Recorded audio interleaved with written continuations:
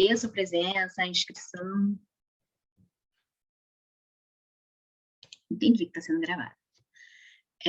Agradeço a inscrição, a participação. E aí eu acho bom, logo no início, a gente esclarecer e delimitar algumas expectativas. Então, para começo de conversa, meu nome é Simone Lisboa. Eu sou professora do Departamento de Geografia Física do Instituto de Geografia da UERJ, que é a Universidade do Estado do Rio de Janeiro. Então, o meu recorte, né, de onde parte a minha interpretação sobre APP, sobre legislação ambiental, vem muito da minha formação e da minha prática, que é dentro da geografia física, e especialmente nas disciplinas que eu estou mais associada, que são as disciplinas de geomorfologia. E aí, grande parte aqui eu acredito que não seja da geografia, as disciplinas de geomorfologia ou o ramo de geomorfologia dentro da geografia, né, com o que ele se preocupa? Qual o objeto principal? É entender, compreender as transformações da superfície da Terra, do relevo. E aí, para a gente entender a superfície da Terra, essas transformações, não exclusivamente a gente vai entender os processos físicos apenas, né, somente a partir das forças naturais. Então, se faz necessário a gente compreender essas transformações, entendendo a correlação entre as forças naturais e as forças humanas, as forças antrópicas. E, na sociedade na qual vivemos, o que regula, normatiza as forças antrópicas, as forças humanas, as ações humanas, né? É um conjunto de regras, de normas, que a gente chama de leis. E aí, especialmente, né, está mais associado ou mais diretamente relacionado às questões ambientais, aos elementos ambientais, aos elementos de relevo, é o que a gente chama de legislação ambiental. Então, já deixo aqui bem claro que a gente vai falar sobre legislação ambiental, mas a partir de um viés não jurídico. Não sou advogada. Esse mini curso, ele foi criado, né, a partir das discussões do GEGAT, que está ali embaixo do nosso logozinho, que é o grupo de estudos em geomorfologia, como eu falei, que estuda as transformações da superfície da Terra, que estuda o relevo. Geomorfologia ambiental e tecnógeno, ou seja, com uma preocupação com as questões ambientais, e o tecnógeno, que é uma concepção que enfatiza a compreensão dessas forças humanas, nessa relação do homem com a natureza. Então, dessas discussões desse grupo, e aí com um grupo de alunos, aqui eu agradeço ao Lucas Mucuri, que é o bolsista desse projeto de extensão específico, que está realizando esse minicurso, ao Pablo Alves, a Mariana Fernandes, o Antônio Salles, Ana Carolina dos Santos, que foi o grupo de alunos que me ajudou a fazer esse material e pensar em algumas questões para apresentar aqui para vocês. Então, já definimos que não é uma interpretação jurídica, uma interpretação a partir, principalmente, do entendimento da importância, da relevância dos aspectos fisiográficos nessa compreensão de um determinado ponto da legislação ambiental. E aí, quando a gente fala, né, relações entre o Código Florestal e o relevo, só para esclarecer, o Código Florestal, nós temos o Código Florestal atual, que é a versão de 2012, tem não anotei aqui, tem 83 artigos, né? É um código bem extenso, bastante artigos, e a gente não vai conseguir, e nem é o objetivo aqui, dar conta de todos os artigos. Tem um recorte muito específico, né? Na sua estrutura, ele se divide em capítulos. E aí a gente vai tratar de um capítulo específico, que é da apresentação, que é o capítulo 3, que é da apresentação das áreas de preservação permanente. Quer dizer, o que é uma área de preservação permanente, quais os tipos, o que tem que ser considerado para se definir uma área de preservação permanente. E aí o Código Florestal é uma lei federal, então ela tem abrangência nacional, então ela traz casos mais gerais. Mas na minha cidade, no meu município, no meu estado, tem uma questão mais específica.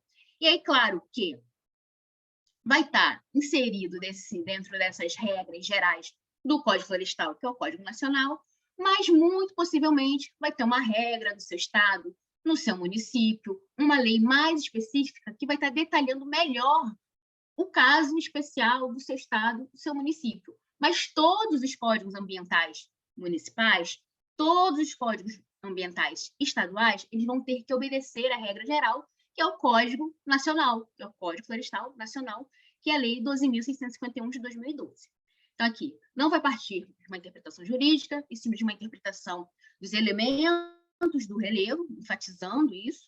Claro que a gente vai ler, né? Vai tentar analisar ponto por ponto, principalmente desse artigo 4º, que é o que vem definindo o que é APP, quais são as APPs, os diferentes tipos de terrenos. E aí, a gente vai utilizar outros instrumentos, outros artigos dentro do Código Florestal que vêm complementar essa definição e fazer algumas correlações com outros instrumentos normativos que estão fora do Código Florestal, mas tudo muito recortado para fazer associação com esse 4º artigo, que é a definição de APP. Ah, Simone, mas o restante dos 80 e tantos artigos que tem o Código Florestal, não é importante? Sim, extremamente importante.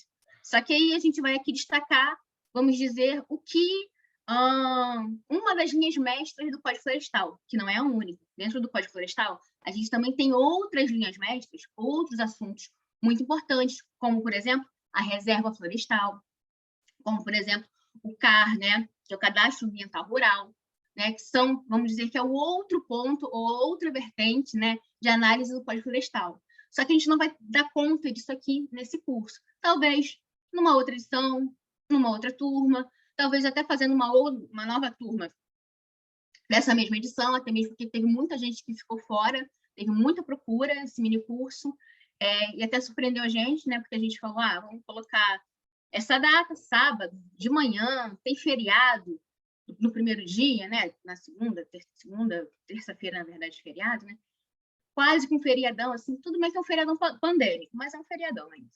Não vai ter tanta procura assim, e a gente teve muita procura, tanto que a gente teve que encerrar as inscrições bem antes do prazo. Então, agora que nós já definimos aqui as expectativas, mesmo sendo, é só um artigo correlacionando alguns outros pontos, vai ser curto, vai ser pouco, tem pouco assunto. Não, na verdade, tem muito assunto.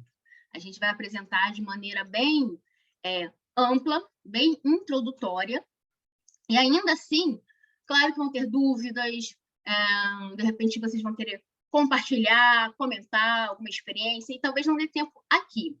Então, vou tentar deixar alguns minutinhos para o final, mas ainda assim, eu acho que não vai ser o suficiente. E aí a gente criou, na verdade, alguns canais de comunicação para, de repente, vocês passarem algumas dúvidas e comentários para a gente, e a gente dá um feedback ou na aula que vem, ou através de uma complementação de material. E aí eu vou pedir para o Lucas colocar aí no chat o que a gente pensou. E as dúvidas que não forem sanadas aqui, ou não der tempo, muito possivelmente não vai dar tempo, para vocês enviarem, principalmente, por e-mail, e aí ele vai colocar o e-mail do grupo aí, do GEGAT. Esse projeto, na verdade, ele começou, né, utilizando principalmente a ferramenta do Instagram. Então, a gente tem um perfil lá no Instagram, que é @dicionariogeo, que é o Dicionário Geoambiental, que é o projeto que intitula aqui as nossas ações. E lá ele vai também receber, pela caixinha de perguntas, as dúvidas. Então, mandem as dúvidas que não forem sanadas hoje aqui para a caixinha de perguntas do Instagram, então segue lá a gente, para o e-mail. Por quê? A gente vai tentar responder isso através de materiais complementares. E para isso a gente também criou um canal do Telegram. O canal do Telegram, por quê? O Telegram não tem tanta limitação assim, nem de número de participantes, nem de número, né, volume de arquivos. Então, vai ser um canal para a gente enviar esse material complementar. Se chegou a muita dúvida sobre um determinado tópico, de repente até faço um mini vídeo para vocês e coloco lá no canal do Instagram, não, do Telegram. Então, assim, a gente pensou em criar canais justamente porque já sabemos que essas 2 horas de hoje e 2 horas da semana que vem talvez não deem conta. Depende muito do seu nível de inserção no assunto.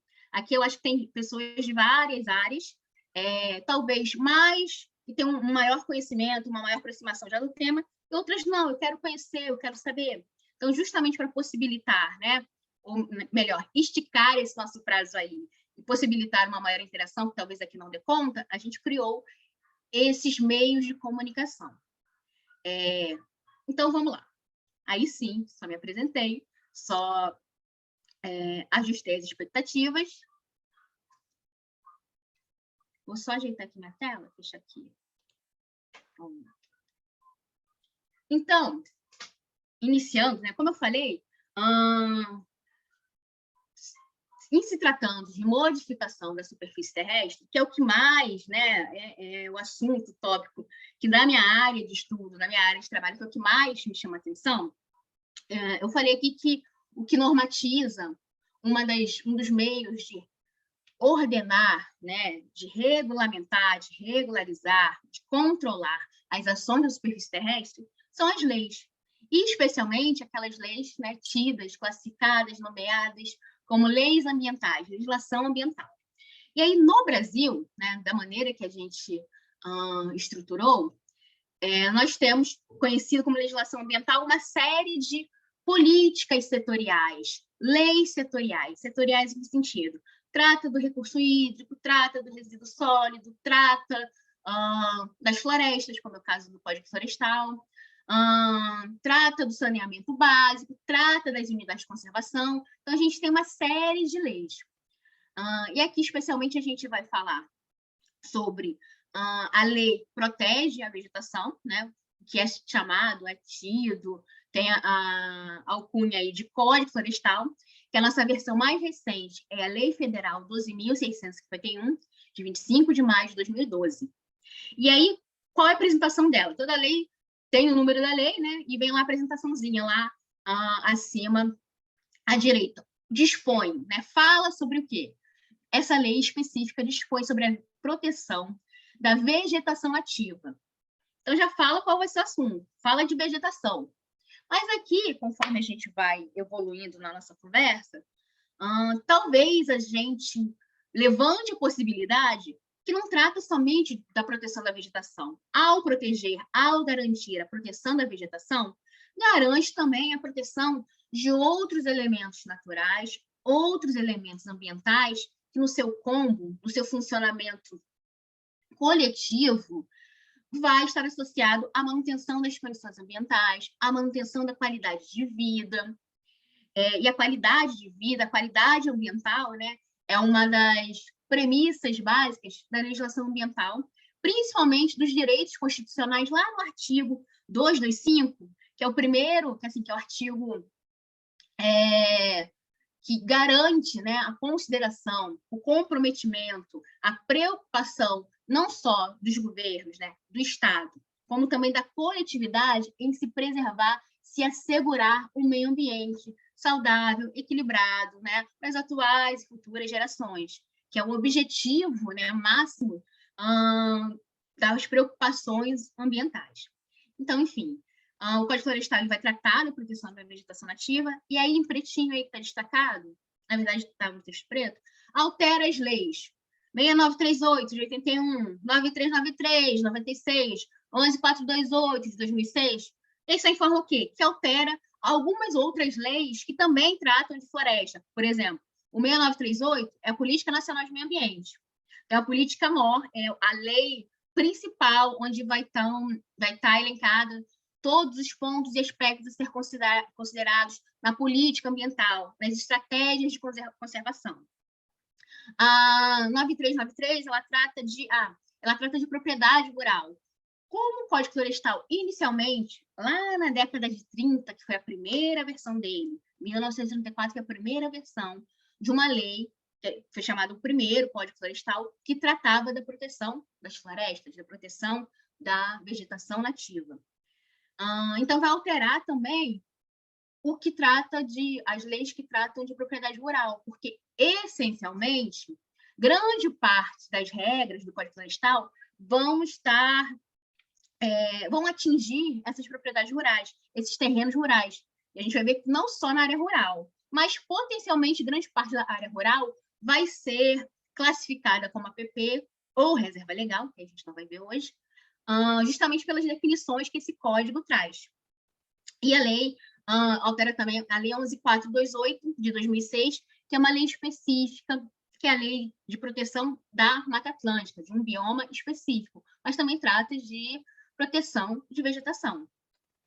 E aí, em vermelhinho, eu só destaco assim, essa lei atual, o Código Florestal atual, ele revogou, ou seja, ele cancelou coisas anteriores, que é, por exemplo, a Lei 4771 de 65.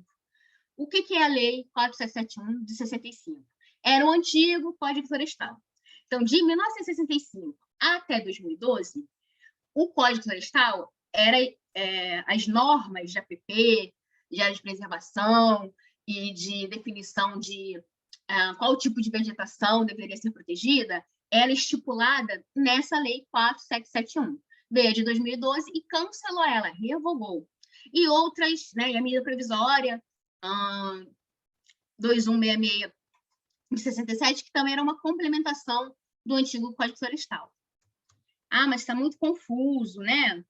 Então, assim, vou só destacar 2 outros instrumentos que hoje são válidos ainda e complementam o atual Código Florestal. E a gente vai tentar fazer uma mini linha do tempo para compreender. Mas, assim, muito brevemente.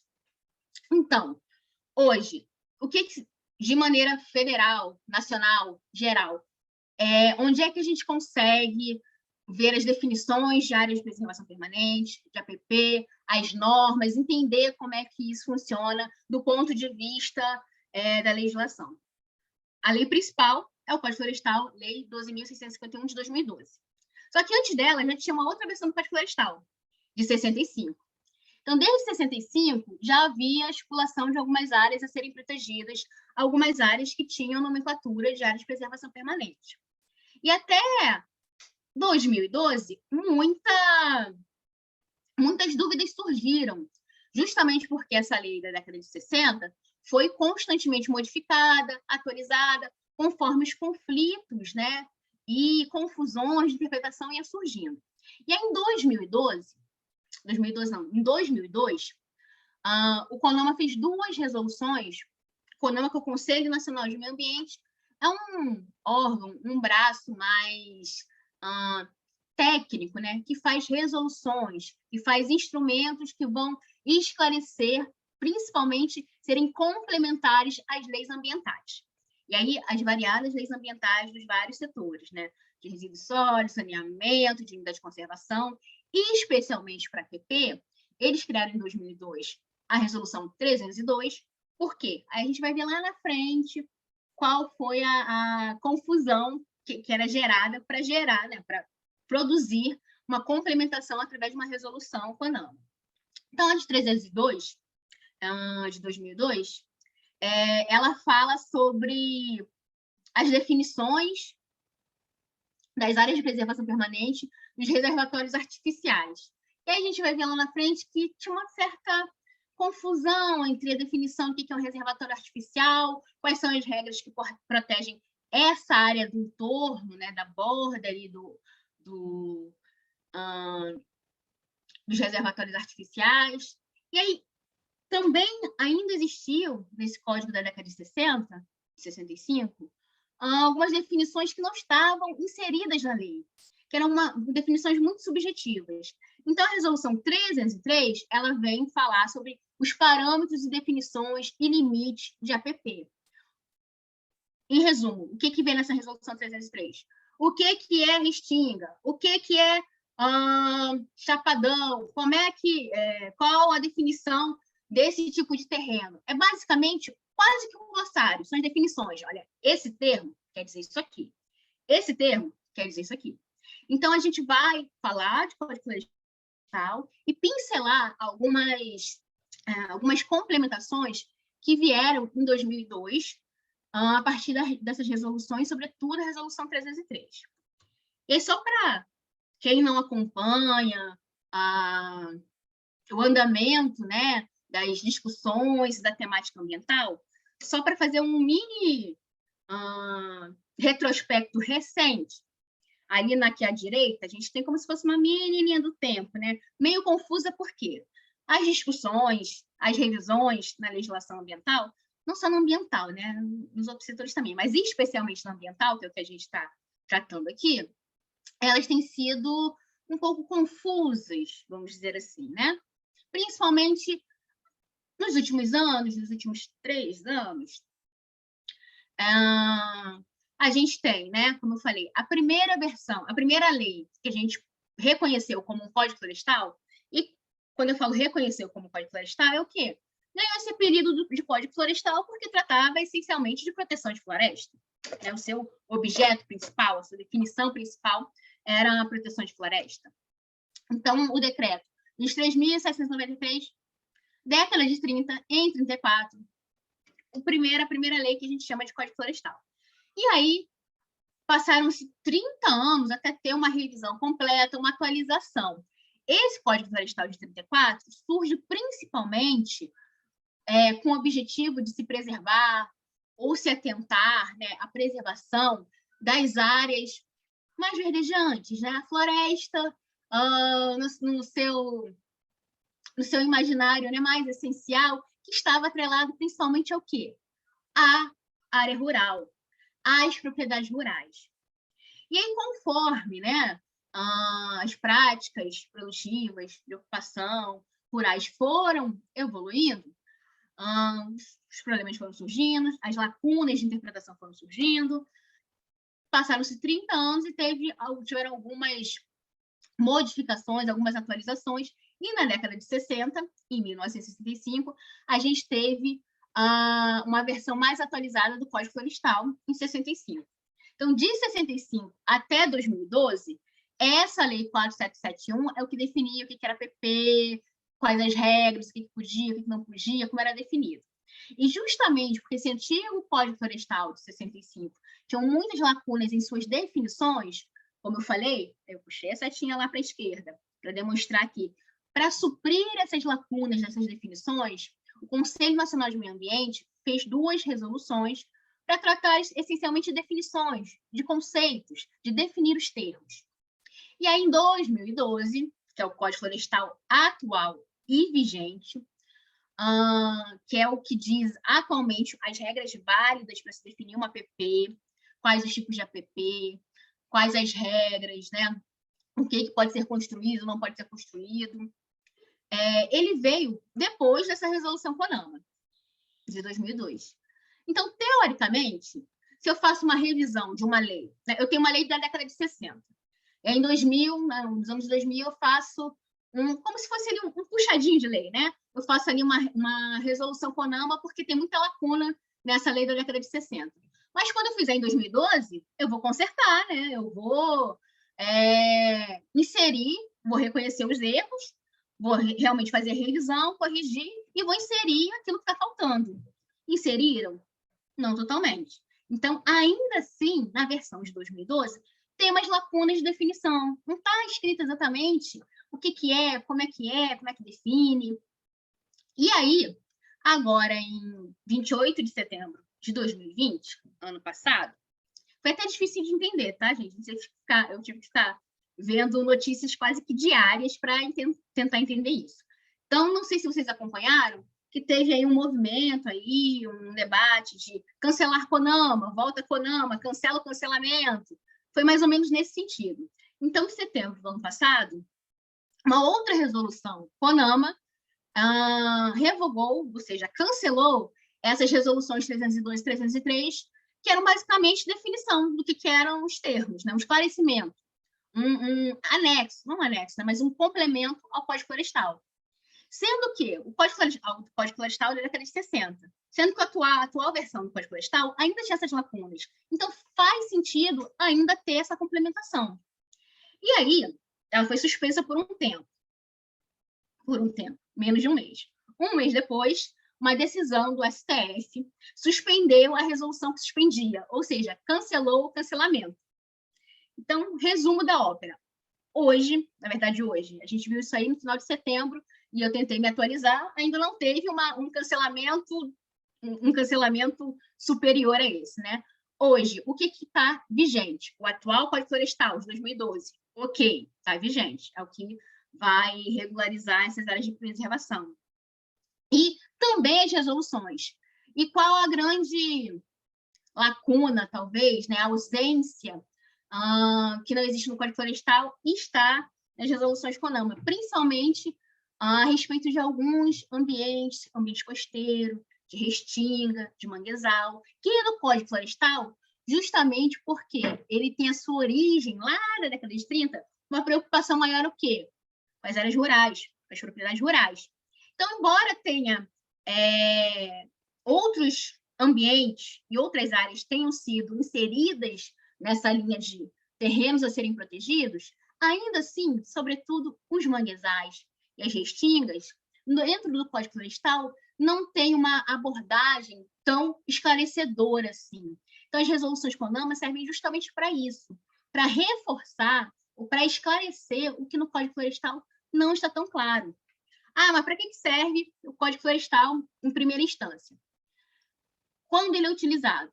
Principalmente nos processos, nas ações de licenciamento ambiental. O que é o licenciamento ambiental?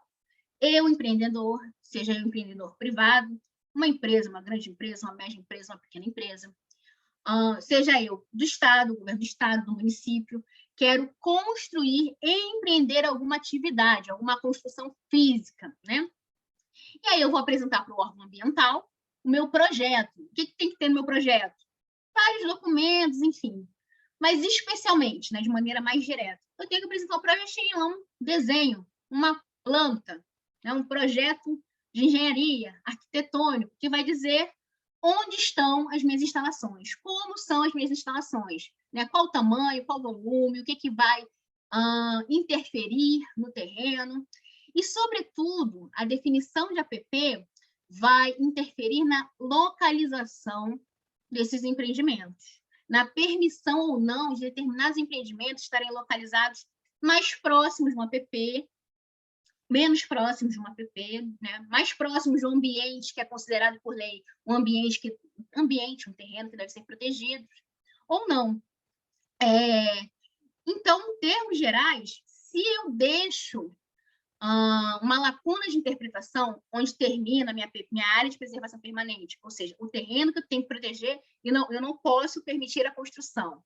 Se eu deixo uma lacuna de interpretação muito subjetiva, faz com que haja uma maior pressão no profissional, no órgão que está licenciando determinado empreendimento. E aí, grande parte dos empreendimentos, eles são ou licenciados na localidade, alguns municípios, né, já têm a capacidade, dependendo do tamanho do empreendimento, de licenciar esses empreendimentos, ou eu facilito com que haja uma... Na verdade, facilito. Eu deixo de impedir, né, com que haja uma certa pressão de uma interpretação mais abrangente, né, mais permissiva. Quando eu não deixo definido em lei, eu deixo alguma brecha maior para a subjetividade, não é que não tenha subjetividade na interpretação de como é uma PP, quais os limites da PP. Mas quando eu já deixo isso muito aberto, eu facilito com que essa pressão na hora do licenciamento possa ser maior. E aí, só para atualizar ali o último update, é que ainda continuam essas discussões, né, de cancela a CONAMA, não, bota o teor da CONAMA dentro do Código Florestal, mas aí não faz sentido. Então, assim, ainda está numa discussão, e assim, a permanência das resoluções CONAMA, hoje, só está garantida por uma decisão do STF. No âmbito político, né, que é o CONAMA, que é o Ministério do Meio Ambiente, não há esse entendimento, não houve esse entendimento pela maioria, de que as CONAMAs são relevantes, são importantes. As CONAMAs que apoiam o Código Florestal e aí reforçam esse caráter de proteção das florestas de alguns terrenos, de algumas áreas de APP, só estão vigentes por força dessa decisão judicial. O que aponta aí algumas incertezas. Então, assim, até o final de setembro de 2021, era essa a situação. Agora, em outubro, a gente atualizou, não modificou muita coisa, mas também não tem nenhuma certeza de como será o final desse embate aí, né? E aí, a gente passa para quais as principais ações do Código Florestal. Deixa eu olhar aqui, estou vendo. Vou dar uma olhadinha aqui no chat enquanto isso. Então, eu vou disponibilizar a apresentação, sim. Isso. Ah, o Lucas está respondendo aí, né? Então, vou fechar aqui. Então, quais as principais ações do Código Florestal atual? Em primeiro lugar, ele estabelece as normas gerais sobre a proteção da vegetação. Ele estabelece o que são, quais são as áreas de preservação permanente e também, como eu falei, um outro segmento, um outro ponto importante que está inserido, estabelecido dentro do Código Florestal é a reserva legal. A gente não vai tratar aqui nesse mini curso, talvez no próximo, não sei, vamos ver. Fala também sobre a exploração florestal, o suprimento da matéria-prima florestal, o controle da origem desses produtos florestais, o controle, o combate, a prevenção dos incêndios florestais, e os instrumentos econômicos e financeiros para alcançar todos esses objetivos que visam o quê? A proteção da vegetação, a manutenção dos recursos florestais. Então, como eu falei, tem o Código Florestal, assim como as outras leis ambientais, tem uma estrutura, né, dividida em capítulos. Aqui nesse curso a gente vai tratar de um capítulo, que é um capítulo essencial do Código Florestal, que é o capítulo das áreas de preservação permanente. E aí, se eu fosse indicar um outro capítulo também muito importante, essencial do Código Florestal, seria o capítulo de reserva legal e CAR, né, Cadastro Ambiental Rural, que talvez seja uma próxima turma aí, não sei, vamos ver. E aí, como eu falei, altera as leis, alguns termos, né, faz correlação com alguns termos que já estão previstos em outras leis, como a Política Nacional do Meio Ambiente. Como eu falei, revoga a versão anterior do Código Florestal. E, principalmente, qual vai ser o foco aqui? Vai ser a ação dele, que é o Código Florestal, ele define, ele delimita, ele esclarece o que são áreas de preservação permanente, sua delimitação e as regras de proteção de acordo com as suas características. E quais vão ser as variações das características da APP? A característica principal que vai variar vai ser o tipo de vegetação, correto. Mas o que a gente vai ver é que o tipo de vegetação está relacionado também aos outros elementos ambientais e naturais que estão envolvidos naquele ambiente, que são as características relacionadas, sobretudo, ao relevo. Quais são essas características? Se é plano, se é íngreme, ou seja, a declividade, a topografia. Se está mais próximo do mar, né? Se está em área costeira, ou se está mais para o interior, perto da área de serra, de montanha.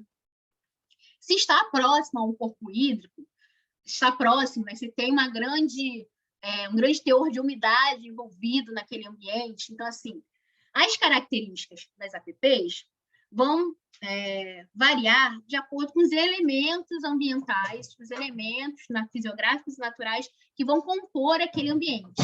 Aqui, talvez, a gente dê uma ênfase à questão, como eu falei, né, da nossa origem aqui da geografia e geomorfologia, aos elementos do relevo. Mas eles fazem parte desse combo, que é importante salientar que a vegetação, que é um dos critérios principais do Código Florestal, um dos parâmetros norteadores das interpretações do Código Florestal, ela é um elemento que está totalmente associado a todas as outras condições ambientais do terreno. E aqui a gente vai enfatizar as questões ambientais do terreno sendo a vegetação mais uma dessas características. Deu uma travadinha.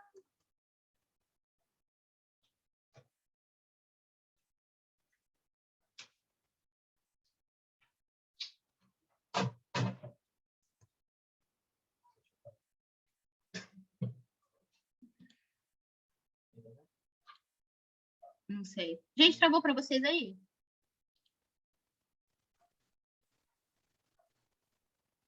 Por aqui a tela tá congelada, Simone. Ai, para mim também. Seu mouse tá mexendo, mas...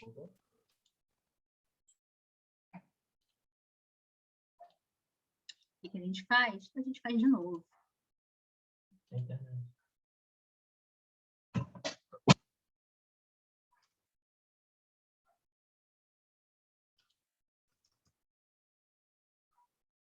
Ai, os problemas técnicos, né? Eles são maravilhosos.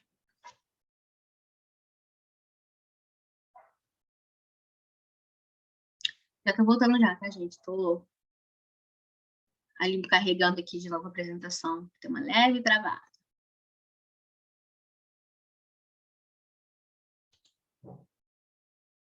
Tá bom. Foi agora.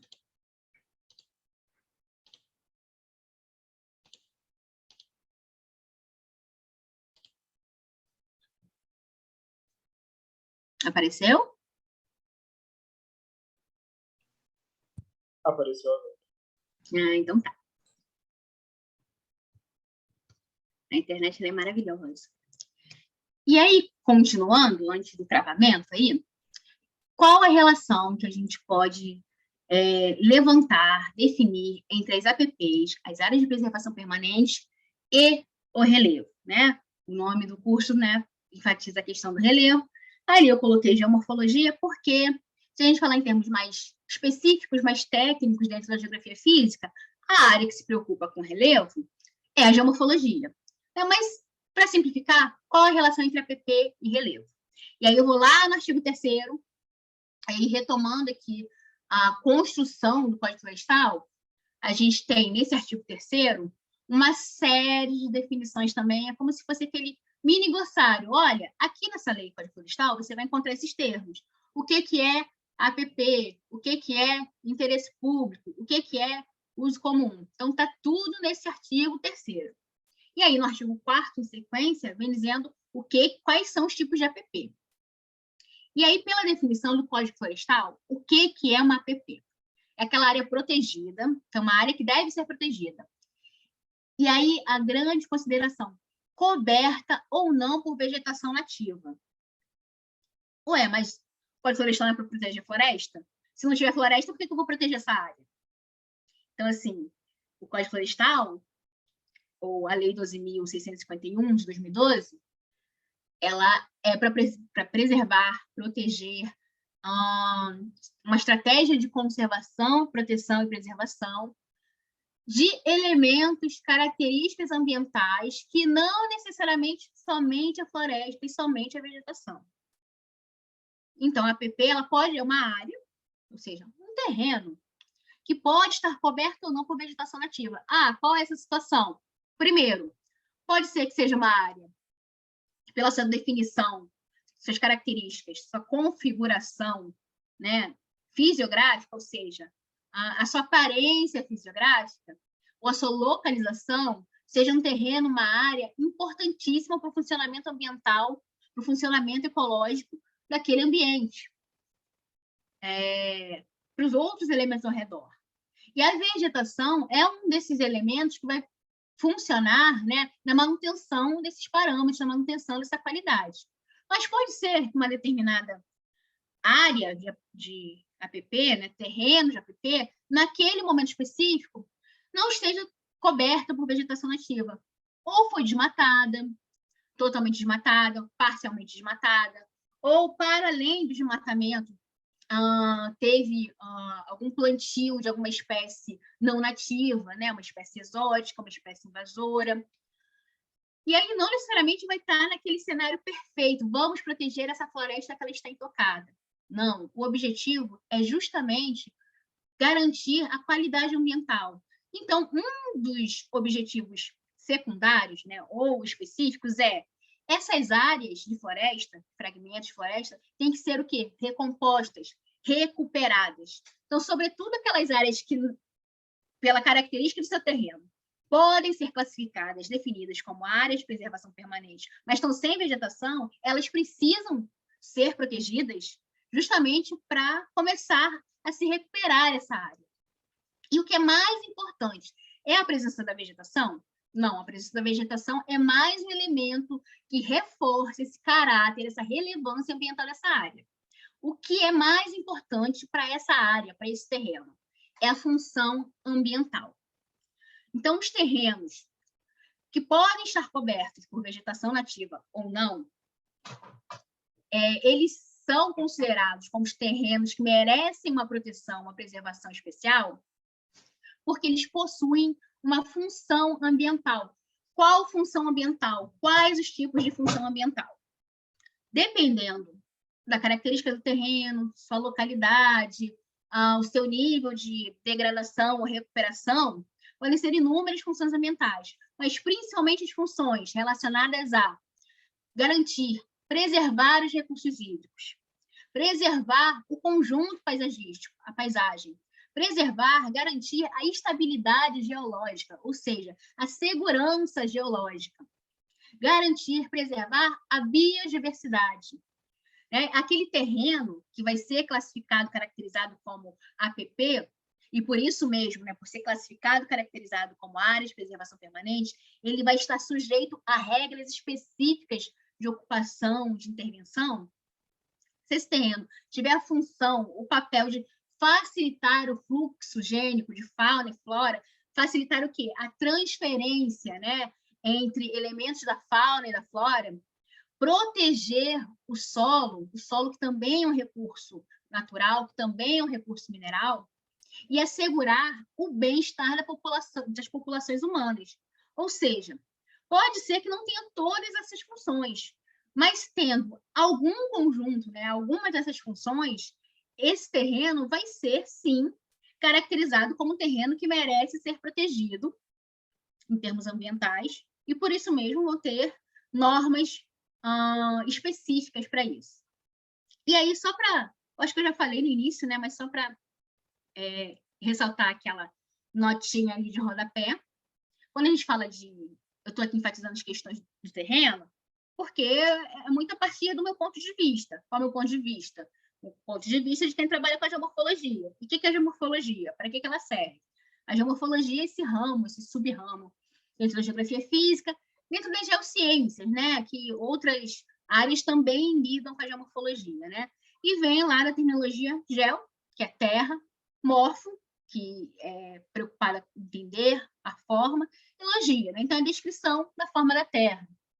É a ciência que estuda o relevo da superfície terrestre, sua classificação, sua descrição, sua natureza, em termos de origem, de evolução dessa superfície, dessa paisagem, incluindo a análise dos processos formadores da paisagem. E aí, para a geomorfologia, se a gente puder simplificar aqui, quais são os processos formadores da paisagem, ou seja, quais são as ações que modificam a superfície. Em termos físicos, vão ser principalmente as ações de modificação do material, modificação da superfície, através do quê? Alterações químicas, alterações físicas, retirada de material nessa superfície, ou seja, o desmatamento, processos erosivos, a erosão que vai retirar uma parte desses sedimentos, desse solo, dessa superfície, vai transferir esses sedimentos para alguma outra área desse terreno. Então, a gente vai sempre trabalhar na geomorfologia em termos de transformações físicas dessa superfície. E por isso mesmo que a questão de se entender a combinação desses fatores, entre vegetação e a superfície que está sustentando essa vegetação é importante também para a geomorfologia. E aí, em termos gerais, quais as regras de proteção das APPs? Quais as regras gerais estabelecidas no Código Florestal para a proteção das áreas de preservação permanente, que está lá estipulado no artigo 7, 8 e 9. Aí aqui, sempre que eu associar os artigos, eu vou trazer um extrato, uma simplificação. A lei é muito maior, então, assim, quem de fato tem esse interesse, é bom tirar as dúvidas. Lê lá, eu não entendi, onde é que eu posso recorrer para entender? Ou então a gente está conversando aqui, e aí eu vou ler o Código Florestal, vou ter alguma dúvida? Faço o quê? Manda e-mail para a gente, entra lá no canal do Telegram, vamos tentar discutir essas dúvidas. Não sei se saná-las, mas discutir, pelo menos. Então, quais as regras nesses terrenos? A vegetação situada em APP, pelo proprietário, deverá ser mantida, ou seja, não pode retirar a vegetação, não pode desmatar, pelo proprietário da área, possuidor, ocupante, qualquer título, pessoa física ou jurídica de direito público ou privado. Ou seja, quem é responsável, jurídico, legal, por aquela área, pode não ter necessariamente uma escritura, tem uma posse, tem algum tipo de relação de responsabilidade com aquela área. Ele é responsável por manter a vegetação desse terreno classificado como APP. Não pode desmatar. Ah, não pode nunca desmatar? Não pode nunca fazer nada nessas áreas? Não, tem algumas exceções. E essas exceções vão ser permitidas, autorizadas pelos organismos ambientais, pelos órgãos ambientais licenciadores, municipais, estaduais e federais, de acordo com o nível de impacto dessas intervenções, né?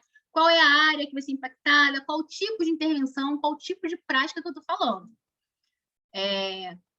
A intervenção, né, a modificação ou a supressão de vegetação, o que é suprimir? Retirar, ou a retirada de vegetação nativa em APP, somente ocorrerá nas hipóteses de, e aí está destacado que as exceções que eu falei. Não pode nada? Pode alguma coisa, de acordo, né, com esses níveis de impacto. Então, em caso de utilidade pública, algumas intervenções podem ser construídas em áreas de APP. Algum tipo de retirada de vegetação para a construção dessas intervenções de utilidade pública, de interesse social, ou que é considerado de baixo impacto ambiental, pode ser permitida nesses terrenos de APP. E, sobretudo, é uma área intocada que a gente não pode nem ter acesso, é uma área de preservação. Preservação a gente não pode nem chegar perto. Não é assim. Para essas áreas de APP, esses terrenos, é permitido o acesso de pessoas e animais às APPs, às áreas de preservação permanente, para obtenção de água e para a realização de atividades de baixo impacto ambiental. Por quê? A gente vai ver, quando a gente for ver lá os tipos de APP, os terrenos, nem chegamos nisso ainda, que grande parte delas, né, um número considerável de tipos, de classes de APP, vão estar associadas a corpos hídricos, a manutenção dos recursos hídricos. Então, vai ter água para beber, vai ter água para se banhar. E sim, pode ter acesso, pode fazer esse uso. O que não pode é fazer mega intervenções que tragam um grande impacto. E aí, agora a gente vai falar um pouquinho. Eu coloquei ali nos próximos slides exatamente, né, o que vem descrito na lei. Não vou ler tudo, vou só destacar, né, alguns pontos. Então,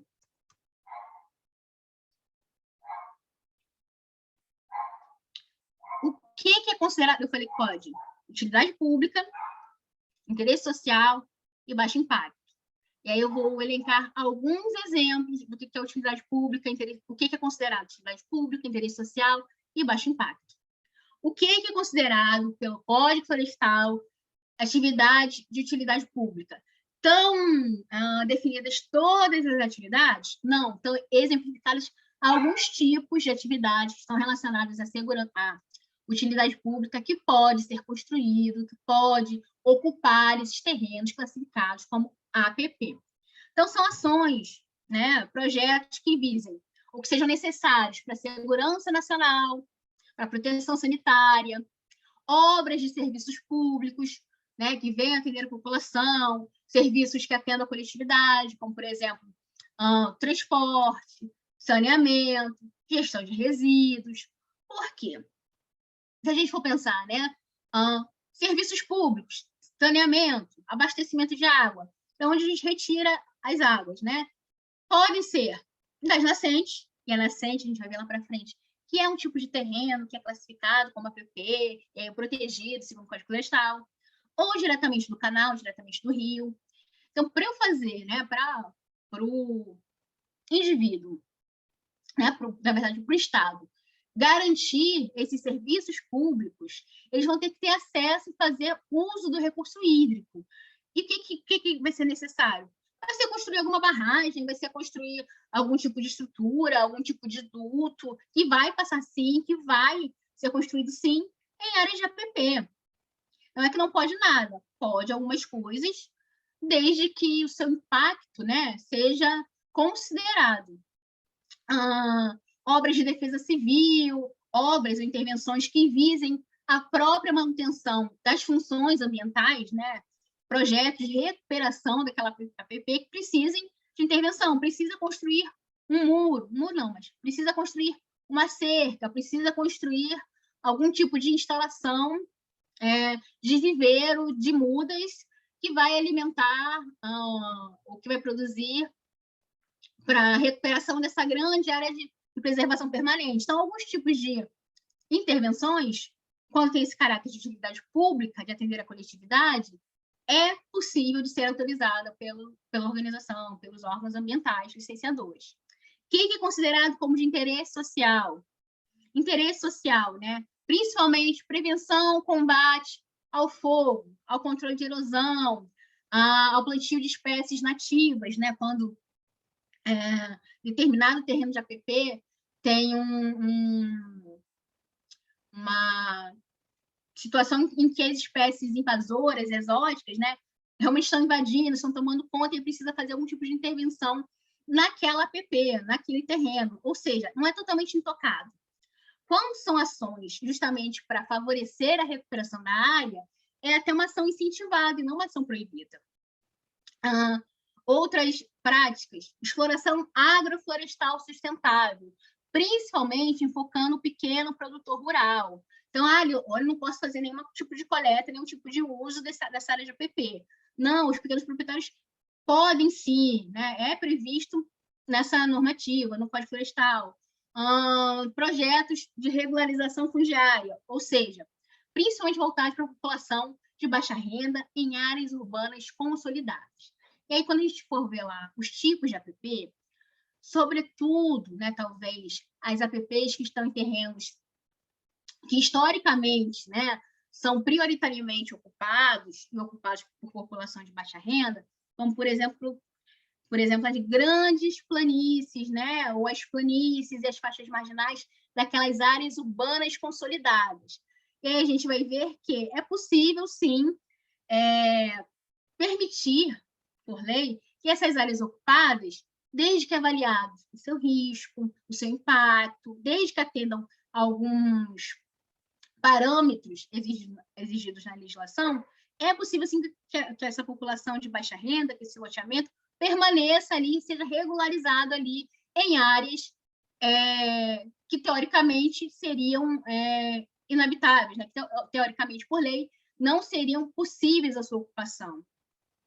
E aí, mais uma vez, dentro das questões de interesse social, essas obras, intervenções associadas à captação, condução de água, de efluentes, também são previstas. E aí, o que é considerado de baixo impacto? E, como diz o nome, né, é uma série de exemplos que a intervenção que se faz, ou a retirada de vegetação, a modificação superficial é tão mínima que se prevê, ou está previsto, sim, que seja possível essa pequena intervenção de baixo impacto em determinados terrenos de APP, em determinadas áreas de preservação permanente. Como, por exemplo, abertura, né, instalação de ponte. A gente já falou aqui que as faixas marginais, a lateral dos rios, vai ser considerada área de preservação permanente. Só que, para você facilitar o deslocamento, a locomoção, uma das vezes é construir pontes. Você vai construir ponte, alicerce de ponte, aonde? Ou, né, algumas vezes, dependendo do tamanho da ponte, mesmo dentro do rio, nas laterais do rio. Então, assim, algumas intervenções vão ser necessárias para coexistência entre as comunidades humanas e áreas de preservação permanente. Então, pequenas vias de acesso, pontes, trilhas, rampas de acesso à embarcação. A gente vai ver também que algumas áreas, não só de canais, de rios, mas algumas áreas costeiras também são consideradas de APP. E nessas áreas próximas aos rios, próximas às áreas costeiras, um dos transportes possíveis, viáveis, são os hidroviários, né? São os barcos. Então, para ter acesso a esses barcos, algumas das intervenções possíveis são os cais, os embarcadores. Você tem que construir aonde? Próximo do corpo hídrico. E a gente vai ver que próximo ao corpo hídrico, geralmente, são terrenos classificados como APP. Mas são intervenções de pequeno ou baixo impacto, né? E aí outras atividades relacionadas à coleta de material, à pesquisa científica, mais uma vez, a exploração agroflorestal, o manejo sustentável, Só para enfatizar de que é necessária a preservação, a proteção, mas não é necessariamente não utilizar de nenhuma forma. Utilizar quando necessário, utilizar através do cumprimento de normas, utilizar através de um planejamento para ter o mínimo impacto possível. Então, a gente vai ver, quando a gente for ver os tipos, e a gente agora vai começar a falar dos tipos de APP, que algumas intervenções são possíveis de acordo com as características, as potencialidades, as fragilidades dos terrenos específicos. Até agora está indo, gente? Eu paro para beber uma aguinha aqui.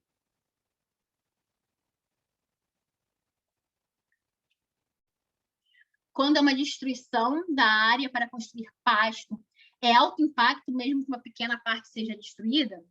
Então,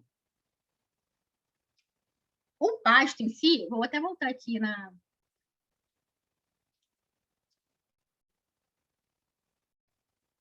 Será que voltar?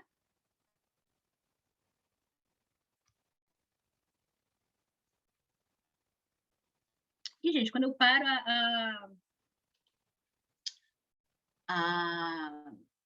o PowerPoint, ele depois não volta mais. Deixa eu ver se tem mais algum. Nós iremos, tá? Tem só do pasto. Vamos lá. De novo. Alguma coisa aqui.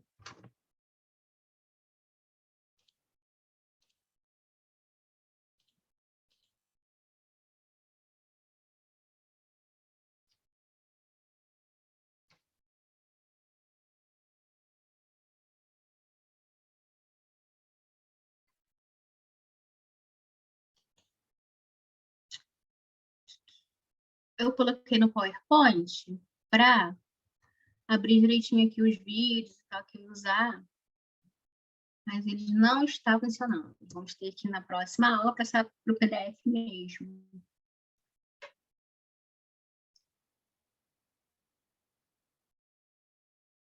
Enquanto ele abre lá, só retomando. O pasto em si, enquanto atividade produtiva agrícola, ele não está classificado enquanto atividade produtiva agroindustrial, ele não está classificado nem como baixo impacto, nem como interesse social, nem como utilidade pública, né? Não é um tipo de prática que está inserido em alguma dessas três categorias, que são as exceções de uso que são possíveis para a área de APP. Pode ser, né, que, ainda que seja um impacto mínimo, isso vai ter que ser considerado no conjunto, ou seja, qual tipo de APP está falando? Como é que está o nível de recuperação ou de degradação desse ambiente, desse terreno?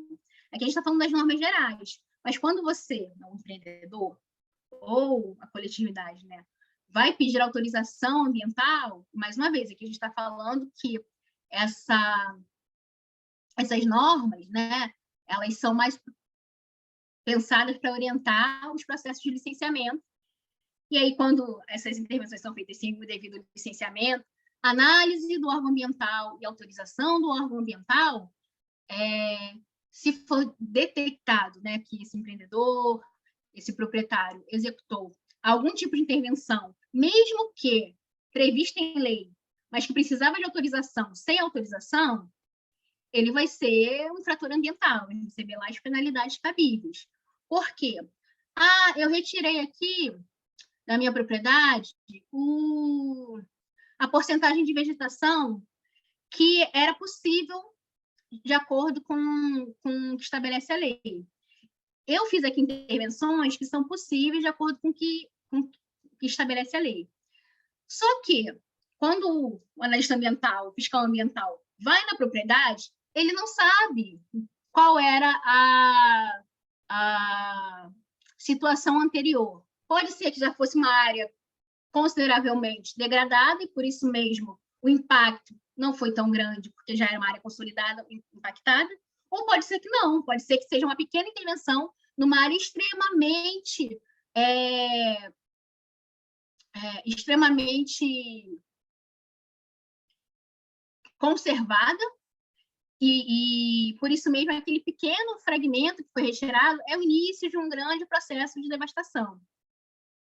Quanto tempo para conseguir decisão de autorização? Aí depende do tipo, primeiro, depende do tipo de autorização. Uma licença ambiental são para empreendimentos maiores, uma coisa de empreendedor mesmo, de empresa.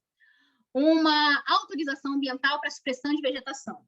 Por exemplo, eu já trabalhei, estou falando aqui nesses termos mais de funcionamento de gestão, talvez, de licenciamento e fiscalização, porque eu já trabalhei em órgão ambiental, licenciando e fiscalizando durante algum tempo da minha vida, antes de virar professora. E aí depende do que estabelece o seu município. Eu vou pedir para o município, se minha intervenção for pequena, bem localizada, eu vou pedir para o Estado, se é um empreendedor, e é o Estado que tem o poder, né, que tem a prerrogativa de licenciar o meu grande empreendimento, eu vou pedir para a União. Então, depende do nível que você vai pedir e depende do nível de intervenção, qual o tamanho do seu projeto. Uma pequena autorização para supressão de vegetação, ou seja, corte de árvores no meu terreno para construir. Pode ser que seja mais rápido, porque é mais simples, porque você vai resolver ali na sua prefeitura, no município. Corte de uma grande, né, supressão de uma grande área para a construção de um galpão industrial. Pode ser que eu não peça para o meu município, para a minha prefeitura, tenha que pedir para o meu órgão ambiental. Aqui no estado do Rio de Janeiro, pedir para o INEA. E aí vai ter uma série de procedimentos, e também pelo tamanho da minha estrutura, pelo tamanho da minha intervenção, pelo nível de impacto da minha intervenção, eu vou ter que seguir uma série de etapas, e aí vai demorar mais, né? Mas, assim, para uma supressão mais simples, que é a retirada de um pequeno número de vegetação numa área mais urbana, eu preciso de autorização ambiental. Vou ver lá com o meu município como é que eu peço, quanto tempo demora. Numa área rural extremamente florestada. Muito possivelmente vai ser um pouco mais, vai ter um pouco mais de critério, vou ter que, de fato, pedir para um órgão ambiental mais especializado, né? Vou voltar lá para a minha apresentação.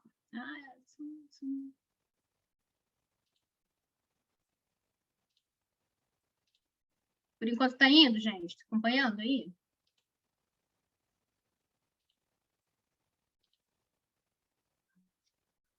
Voltamos.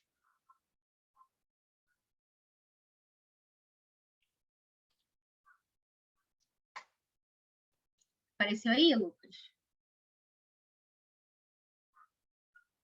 Está aparecendo sim, Simone. Está aparecendo sim. Então, como eu falei, essas definições e o entendimento sobre o limite de ocupação, o limite de intervenção, vai depender das características locais de cada PP. E aí, como eu falei, isso vai ser considerado nos processos de licenciamento, nos procedimentos de fiscalização, e tudo isso vai depender o quê? De uma ida a campo, de um reconhecimento de campo. E em campo, que o analista ambiental, que está licenciando ou fiscalizando, em campo, o profissional, né, a gente também tem que pensar no outro lado, né? O profissional particular que é contratado para fazer uma caracterização, para fazer um projeto em determinado terreno, que vai entrar com esse pedido, né, para o órgão ambiental. E quando eu falo profissional, pode ser o profissional lá da mega empresa, né? Pode ser lá o biólogo, o geólogo, o engenheiro ambiental, que vai participar da construção do projeto para a mega empresa, ou não, pode ser lá o geógrafo, o engenheiro, que vai auxiliar o indivíduo, né? O proprietário rural, a fazer uma caracterização e conseguir uma autorização de uma supressão, de uma retirada de vegetação, por uma coisa muito pequena, muito específica. E aí, tanto sendo um profissional contratado pelo mega empreendedor, ou profissional que vai auxiliar, né, o indivíduo, ou o profissional que vai estar como regulador, controlador do Estado, vai ter que ir a campo para fazer esses reconhecimentos. Então, vai ter essa regra geral, que é o Código Florestal, que é federal, Pode ser que tenha algum tipo de detalhamento no seu estado, no seu município. Olha, a área de restinga, a faixa de proteção é essa aqui. Mas, e nesse caso, e aí o seu município dar maiores detalhes. O que acontece aqui? Se uma normativa federal disser que o afastamento mínimo para uma construção, a faixa marginal, a área que tem que ser protegida é de 30 metros, o Estado e o município não pode dizer que é menos. A não ser, e a gente vai ver mais para frente, que seja um caso muito específico de uma área urbana consolidada. Mas, geralmente, em terrenos, principalmente da área rural, e que tem um nível de... que tem pouco nível de degradação, que não tem uma ocupação muito intensa, o Estado e o município, ele não pode diminuir o grau de proteção, ele só pode aumentar o grau de proteção. Por exemplo, ou aumentar o grau de proteção, e também incluir áreas que não estão... criar áreas de preservação permanente que não estão incluídas no Código Florestal. Por exemplo, o Código Florestal diz que para faixa marginal de curso d'água, um mínimo de afastamento é 30 metros. Não, já o meu município, o meu estado, meu município, diz que o afastamento mínimo para todo e qualquer curso d'água, rio, é 50 metros. Embora o Código Florestal esteja dizendo 30, se o município disser que é 50, vai ser 50 o mínimo.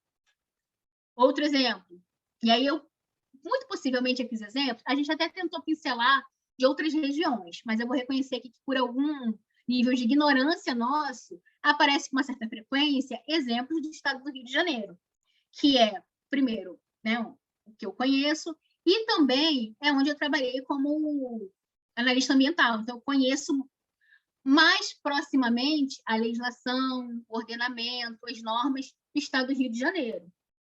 E aí alguns exemplos são do estado do Rio de Janeiro, a gente tentou pincelar também com outros estados, outras regiões.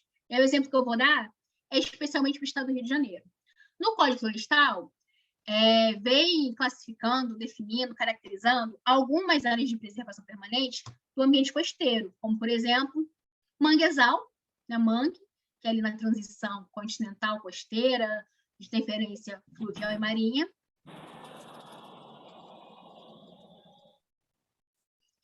E áreas de restinga.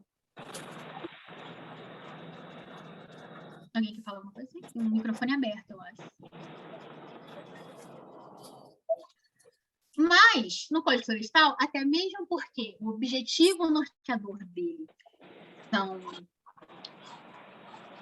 as florestas, ou seja, é a vegetação, não está incluído um ambiente que ambientalmente tem uma grande relevância, que são as praias.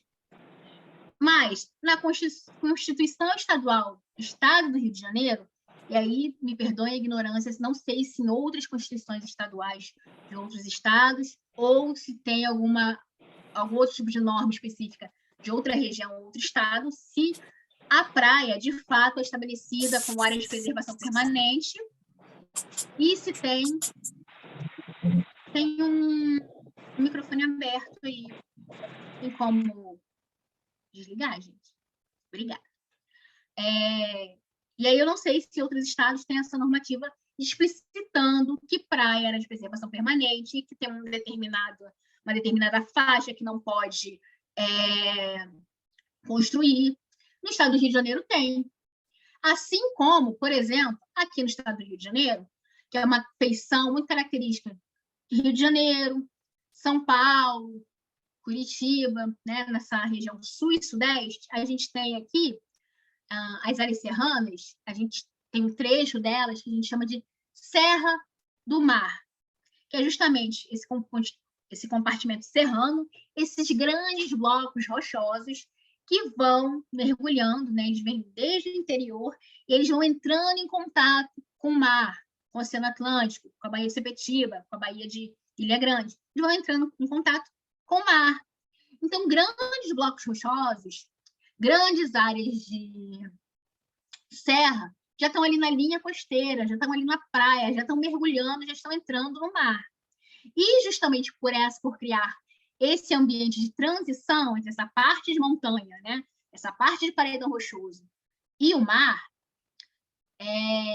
nessa faixa de transição é um ambiente propício pela variação de maré, pela associação que tem entre os processos marinhos, costeiros, os processos de encostas, os processos de montanha, os processos de praia, os processos continentais, por ser essa faixa de transição, nesses costões rochosos, que são esses paredões rochosos, tem uma condição muito especial para o desenvolvimento de espécies marinhas e aquáticas muito específicas. Então, é um ambiente, um subambiente muito rico, muito diverso para a fauna marinha, para a fauna costeira. Então, no estado do Rio de Janeiro, uma outra feição, um outro terreno que é caracterizado como APP, Área de Preservação Permanente, é o que a gente chama de postão rochoso. E aí é uma feição muito característica regional. Outras regiões, principalmente para quem não tem praia, né, as regiões mais interioranas, centro-oeste, não faz sentido ter uma legislação sobre área de postão rochoso, ambiente costeiro. Mas aqui no estado do Rio de Janeiro faz sentido. Eu acho que São Paulo também tem, se não me engano, uma normativa nesse sentido, né, nesse significado. Enfim, de acordo com as peculiaridades regionais ou locais, podem ser criadas outras normas, podem ser criados outros tipos de APP. Aqui, a gente só está tratando, não das principais, mas assim, das que estão estabelecidas no Código Nacional. E aí, como eu falei, não existe apenas uma única situação de APP ou de vegetação sobre esses terrenos, pois as características desses terrenos são variadas, são diversas, e, portanto, as funções ambientais também são variadas e diversas. E aí a gente vai começar agora, de fato, por enquanto, isso foi só uma contextualização geral. Agora aqui a gente vai começar a ver os principais tipos de áreas de preservação permanente, e no Código Florestal, no 4º artigo, ele estabelece 11 tipos, 11 terrenos que são classificados como área de preservação permanente. E a partir de hoje, né, até sábado e no sábado que vem, a gente vai pincelar um pouco sobre cada um desses 11 tipos de APP. Alguns, talvez, mais reconhecidos, né, mais facilmente associados à área de preservação, porque está no nosso imaginário, porque sempre aparece em notícias de jornal. Outros mais associados ao nosso dia a dia, né? Por exemplo, quando a gente fala de chapadões, de chapadas, de veredas, não é algo que esteja associado ao meu dia a dia, porque é um tipo de terreno que tem uma ocorrência muito específica, mais relacionada ao centro-oeste. Então, não está relacionado diretamente à minha vivência. A gente vai falar dessas principais características e, principalmente, da justificativa, né, do porquê se deve proteger essa superfície, proteger as florestas dessa superfície, e a gente vai estar protegendo também outros elementos. Então, aqui, só para iniciar, para a gente, na semana que vem, já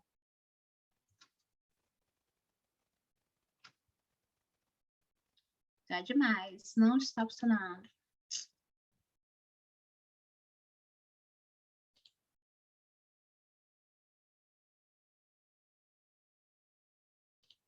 Eu vou botar aqui o PDF, eu acho que vai funcionar melhor. E aí, se por acaso, por que eu não estou compartilhando o PDF, gente? Porque algumas imagens utilizadas no PDF ficam meio esquisito. Mas, se por acaso ficar esquisito, a versão que vocês vão receber vai estar...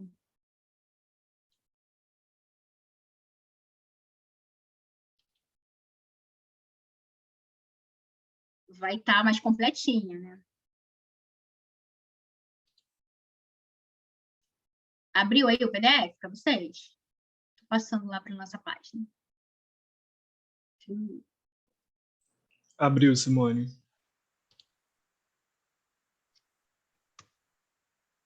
E aí, o primeiro tipo de terreno apresentado, lá no primeiro inciso do quarto artigo, e esse quarto artigo que vai trazer esses 11 incisos, esses 11 exemplos de terrenos que são caracterizados como APP, a gente tem lá o terreno que é caracterizado como faixa marginal de curso d'água.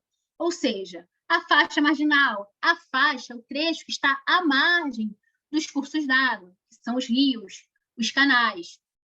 E aí, todos os tipos de APP vão se classificar como a mesma coisa. São APPs, consideradas APPs, em zonas rurais ou urbanas para efeito desta lei. Então, não é só na propriedade rural, também em propriedade urbana. O que acontece é que em zonas urbanas mais consolidadas, o que é mais consolidado? Que são mais intensamente ocupadas, e historicamente foram ocupadas há mais tempo, e por isso mesmo tem um nível de ocupação e desenvolvimento e modificação desses terrenos, que já fizeram com que a função ambiental desses terrenos tenha sido modificada. E como o primeiro parâmetro para se definir se um terreno é APP ou não, além das suas características físicas, é se ele tem aquelas funções ambientais elencadas lá nos primeiros slides, né? Função ambiental de preservação de recurso hídrico, preservação do solo, ser corredor ecológico, né? Facilitar o fluxo de fauna e flora. Então, tem um conjunto de funções ambientais que o terreno precisa desempenhar para ele ser classificado como APP. Tem um conjunto de funções ambientais que precisam ser identificadas nesses terrenos para eles se enquadrarem em terrenos que merecem esse tipo de proteção. Qual é esse tipo de proteção? Intervenção mínima possível, ou quase nenhuma intervenção. Então, se um terreno ele está localizado na faixa marginal do rio, ou seja, ali na lateralidade dos canais, mas ele não desempenha mais essas funções ambientais, até pode ser que por normas urbanísticas, né, por outros tipos de normas, tem algum tipo de afastamento, algum tipo de controle ou regra sobre a ocupação desses lotes, desses terrenos que estejam ao lado do rio, ao lado do canal. Mas não vai ser a legislação ambiental. Não vai ser o Código Florestal que vai dizer as normas de ocupação para essas faixas marginais, nessas áreas de ocupação consolidada. E aí a gente vai ver mais para frente que tem uma série de pontos, como se fosse uma série de pontos de checklist que tem que verificar para averiguar se, ok, esse terreno tem ou não tem função ambiental. E a gente vai ver mais para frente, e aí a gente vai utilizar aqui o exemplo do estado do Rio de Janeiro, mas tem outros estados que têm essa possibilidade de descaracterizar a função ambiental dos terrenos em área urbana, desde que, de fato, eles não tenham essa característica, né, dessa relevância ambiental. O que acontece mais frequentemente nessas áreas de faixa marginal, ou seja, nas áreas ao lado dos canais. Até mesmo porque, se a gente pensar nas grandes metrópoles, que é a grande representação das áreas urbanas consolidadas, ou seja, é o nível máximo de consolidação da urbanização, nível máximo de organização e desenvolvimento, nível máximo de organização urbana, grande parte dessas cidades, os seus canais vão estar enterrados, vão estar canalizados, vão estar subterrâneos, e a gente talvez nem saiba que está morando, que o prédio foi construído do lado de um canal, em cima de canal dificilmente, mas ao lado do canal, porque esses rios urbanos eles têm uma outra característica. E isso serve para os outros tipos de terreno também, mas o mais frequente de ser caracterizado como terreno que perdeu sua função ambiental e por isso mesmo não se enquadra, não se classifica como APP e vai obedecer outras normas de ocupação que não as normas ambientais, não é que não tenha lei nenhuma, né? Na Terra tem lei também, mas não é o Código Florestal que vai estipular as regras de ocupação desses terrenos que não têm função ambiental. essas funções ambientais estabelecidas no Código Florestal. Enfim, e aí, por isso mesmo, que toda APP ela é considerada em zona rural e urbana, de encosta, terrenos de encosta que são classificados em APP, de restinga, de manguezal, de topo de morro, de chapada, todos esses terrenos, eles podem ser considerados de APP, não necessariamente só quando estão na parte rural, na parte urbana também. Mas na parte urbana, o que vai dizer se de fato é uma APP ou não é a função ambiental do terreno. E aí o primeiro exemplo são as faixas marginais de qualquer curso d'água natural, perene e intermitente, excluído os efêmeros, desde a borda da calha do leito regular. E aqui tem um exemplozinho, por isso que eu falei que eu não queria abrir o PDF, porque as imagens não abriram muito bem.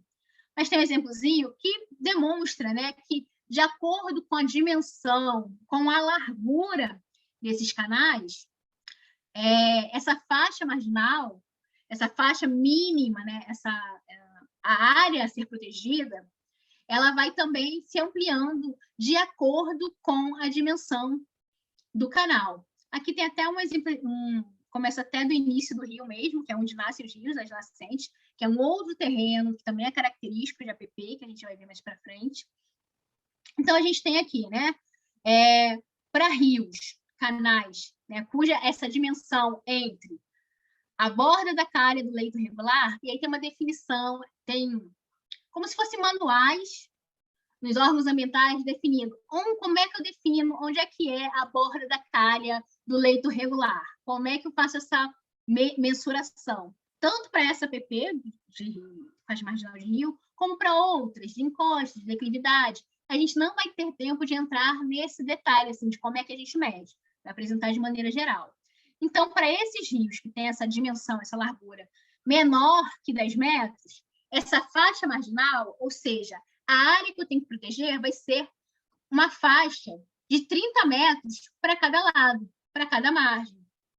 Se eu tenho um canal, estou num terreno, num lote, que passa, ao lado passa um canal, passa um rio, um canal natural, né? Passa um rio, e esse rio ele tem entre 10 e 50 metros de largura, eu vou ter uma faixa marginal de proteção, ou seja, uma área mínima que eu devo proteger, que eu tenho que manter a vegetação, não posso fazer supressão. Se eu fizer algum tipo de intervenção, tem que ser uma intervenção mínima, de uma construção de uma cerca, da construção de uma ponte, algumas intervenções necessárias e com impacto mínimo nesse trajeto, né, nessa faixa de 50 metros para cada lado do rio. Se no meu terreno passa, ao lado do meu terreno, ou no meio do meu terreno, né, se passa só ao lado do meu terreno, eu vou perder uma faixa, né, eu vou perder uma faixa de 50 metros. Se o rio passa no meio do meu terreno, eu vou perder, né? Eu não vou poder modificar duas faixas de 50 metros. E aí tem que ser considerado ambas as margens. A proteção ela não se dá de um lado só, só da margem direita ou só da margem esquerda, né? Porque o rio ele funciona na sua coletividade, no seu conjunto, e essas funções ambientais, sobretudo de transferência de energia, transferência de sedimento, de material, transferência de fluxo, né? O próprio fluxo é a transferência, de fauna e de flora, vai utilizar ambas as margens. A proteção não vai se dar só numa margem, são ambas as margens. Se eu estou numa condição que meu terreno, ao lado dele, ou no meio dele, em alguma porção dele, passa um rio cuja largura é entre 200 e 600 metros, eu tenho que proteger, não posso intervir, no mínimo, numa faixa de 200 metros do lado, né, de cada lado do rio. E a última faixa marginal, vamos dizer assim, a última categoria de faixa marginal, se eu estou numa região, numa área, cuja largura do rio é acima de 600 metros, e aí vão ser casos, né, bem mais raros, essa faixa marginal que eu não posso fazer essas grandes intervenções, só as pequenas intervenções mínimas e que tem alguma justificativa social, de uso coletivo, de bem da coletividade, eu tenho que proteger, fazer programas, projetos de recuperação florestal, de recuperação de mata ciliar, né, que é essa mata que está ao lado das faixas marginais, no mínimo, essa área de proteção, essa faixa de não intervenção, vai ser de 500 metros. E aí, só para definir, não troquei aqui. E ele fala de rios perenes e rios intermitentes e exclui os efêmeros. É só para a gente definir aqui, para quem não tem, para quem não lembra o que é, ou então nunca ouviu falar, o que são os rios perenes? Como diz o nome, é que tem perenidade, tem continuidade na paisagem. Então, são aqueles rios contínuos ao longo do tempo, que não tem fluxo interrompido, mesmo em épocas de seca, né? Mesmo com a ação do clima, eles não variam a sua existência ao longo dos anos. Pode até variar o seu volume, a sua vazão, mas eles não variam, eles existem ao longo dos 12 meses do ano, como, por exemplo, o Rio São Francisco, né? Os rios maiores. E os rios intermitentes já são aqueles rios que não permanecem, né? Que não estão visíveis ao longo do ano todo. Eles variam de acordo com os períodos de seca, né? Períodos mais úmidos. Eles aparecem em períodos de seco, ou dependendo da região, né? Nem é o nosso caso aqui tropical, né? Eles congelam em épocas frias e não têm a sua continuidade. E aí, o que mais ocorre aqui é justamente rios que têm essa intermitência, ou seja, variam o seu aparecimento ao longo do ano, relacionado a quê? Esses períodos de seca. Um dos exemplos, alguns trechos, né, do rio Jaguaribe, no Ceará. E aí não está incluído na consideração de APP os rios que são considerados rios efêmeros. O que são os rios efêmeros, né? São aqueles rios que só ocorrem, ou seja, aquela concentração de fluxo de água. E um microfone. Pode fechar? Só porque, como está aqui no fone, e meu fone não está dos melhores, fica meio que apitando também. Os rios efêmeros são aqueles que surgem somente nas fortes chuvas, ou seja, alta pluviosidade, concentração de chuvas, já encharcou o solo não aguenta mais, né, o recebimento de tanta água, não tem mais capacidade dessa infiltração, se acumula água na superfície. E aí, acumulando água na superfície, esse acúmulo de água, esse fluxo, vai se concentrar num caminho determinado, ou seja, eles vão convergir e criar um fluxo, né, um caminho determinado. Ou seja, é um canal que só vai existir enquanto está chovendo. Algumas horas depois da chuva, algumas horas depois que esse solo, essa superfície, já conseguiu infiltrar essa água, ele não vai mais existir. E aí não tem um exemplo específico, né? São vários casos que podem ocorrer em áreas variadas. E aí sim, vou apresentar aqui um videozinho bem... Deixa eu ver se tem como aumentar aqui.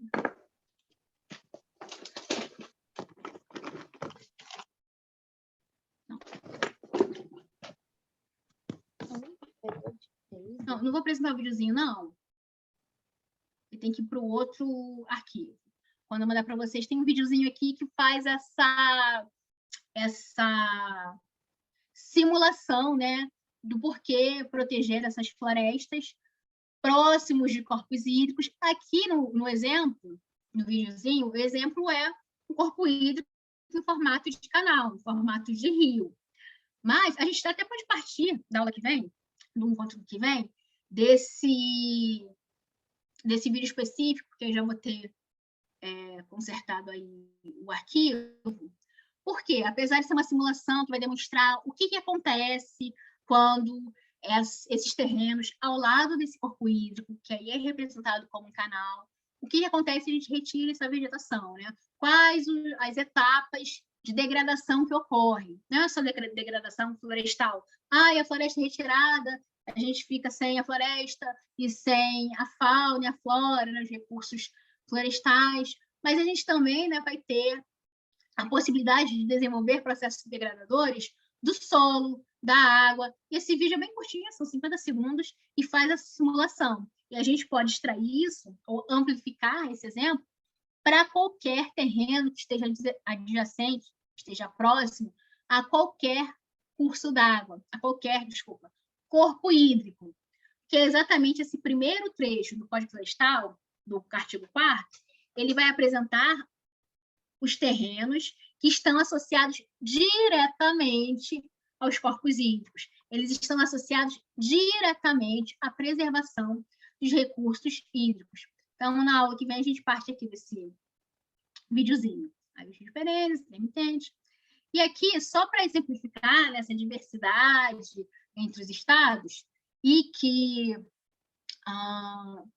ainda que no próprio Código Florestal, lá para os últimos artigos dele, lá no artigo 80 e poucos, ele já traz essa consideração de que temos que proteger a floresta e esses terrenos, mas essa lei não faz sentido, essas normas tão pesadas não fazem sentido em áreas urbanas consolidadas. Aí elenca uma série de fatores que podem ser considerados para não caracterizar esses terrenos em áreas urbanas como de APP em todos os casos. Alguns casos, sim, vai fazer sentido. Nos casos que vai ter o quê? As funções ambientais elencadas aí na lei. Em outros casos, não. E aqui, só para dar um exemplo, né? Aqui no estado do... a gente fez uma pesquisa, né? Como eu falei, a gente fez esse curso das conversas que a gente teve no grupo de estudo, né? E aí os meninos fizeram essa pesquisa e trouxeram, né, esse projeto de lei que passa a responsabilidade das ocupações em leitos de rios para os municípios. Por quê? É o município, né, a localidade, que vai entender do seu território, que vai saber das regras do seu território. E aí, justamente, pelas áreas urbanas estarem inseridas no Código Florestal, mas não necessariamente terem as características que importam para o Código Florestal, tem um projeto de lei, né, em nível nacional, que quer trazer essa discussão, essa avaliação, esse licenciamento, esse ordenamento, essa fiscalização para o nível municipal. Aqui no estado do Rio de Janeiro, não é exatamente no nível municipal, mas já está no nível estadual, que é o INEA, como eu falei, né, o Instituto Estadual de Meio Ambiente aqui do Rio de Janeiro, que já tem esses parâmetros, já tem esse decreto estadual, justamente para facilitar esse entendimento de que as normas na área urbana são um pouco diferentes do que na área rural, embora o Código Florestal preveja as duas possibilidades. E aqui no Rio de Janeiro, né, na verdade, o decreto nem fala em APP, fala logo em faixa marginal, FMP. O termo FMP, né, que é faixa marginal de proteção, no estado do Rio de Janeiro, tem um decreto, que não botei o ano de 2011, define esses limites, né, que podem ser, na verdade, reduzidos. Não quer dizer, o que isso quer dizer? Que nem todo curso d'água em área urbana consolidada vai precisar desse afastamento mínimo de 30 metros. Por quê? Pode ser que ele não tenha as funções ambientais necessárias para ser classificado como APP. E aí, o que vai ser considerado? Né? Tem uma série de regras. 3 servidores, 3 profissionais da área ambiental, tem que atestar que essa área ela apresenta determinadas características, como uma ocupação antrópica avançada, intensa, presença de infraestrutura urbana. O que é infraestrutura urbana? Tem sistema viário? É asfaltado? Tem coleta de resíduos, né? Coleta de lixo? Tem abastecimento de água? Tem esgotamento? Se tem uma série de infraestruturas já instaladas ali, se tem um nível, um teor de ocupação e urbanização instalado ali, é muito propício que não haja mais a plenitude das funções ambientais, principalmente da função ecológica. E, principalmente, se é viável a recuperação ecológica do local. E aí, em termos de recuperação ecológica, aqui tem uma imagenzinha aqui à direita, aqui do Rio Maracanã, É do lado da UERJ, tá, gente? Aqui tem o estádio do Maracanã. E aqui eu não sei, eu não esqueci o nome da cidade, mas é na Coreia, eu acho, que tem aqui duas situações de rios urbanos em condições diferentes. Poderia até trazer uma terceira, um pouco mais intensa, né? A gente tem níveis de recuperação, ou requalificação, ou reinserção dos rios urbanos no meio ambiente urbano como um todo. O meio ambiente urbano ele tem características muito diferenciadas, né, dos terrenos em ambiente rural, em terrenos que não tem tanta ocupação, tanta modificação. Mas isso não quer dizer que eles têm que ser esquecidos. Já está degradado, já está poluído, então vamos degradar e poluir ainda mais. Isso não faz sentido, né? Mas outras regras, principalmente as regras urbanísticas, né, que vão favorecer a convivência, né, a participação dos rios na convivência social da cidade, tem que ser consideradas. Então, há níveis de recuperação de um rio urbano que não necessariamente está atrelado a vamos destruir tudo que está construído e vamos reflorestar tudo novamente. Não faz sentido.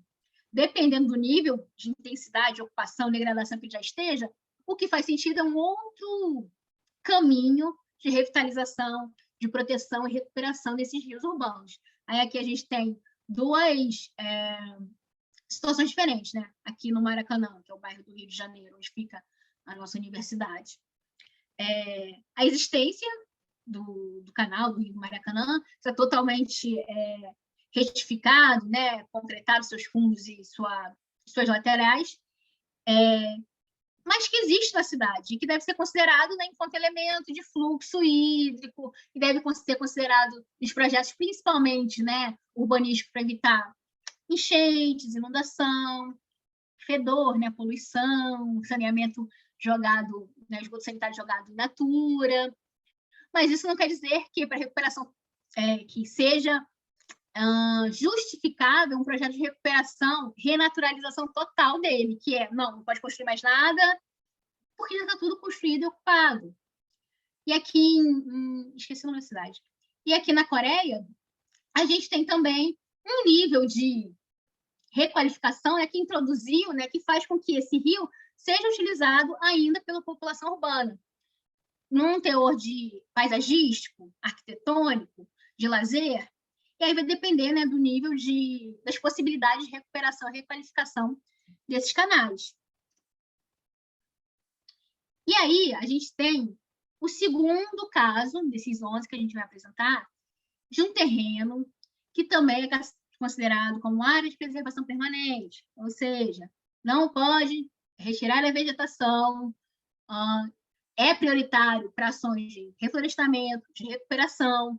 As intervenções são possíveis desde que causem impacto mínimo, desde que seja justificado, né, para o bem da coletividade. E também é um terreno que está associado ao quê? À existência de um corpo hídrico.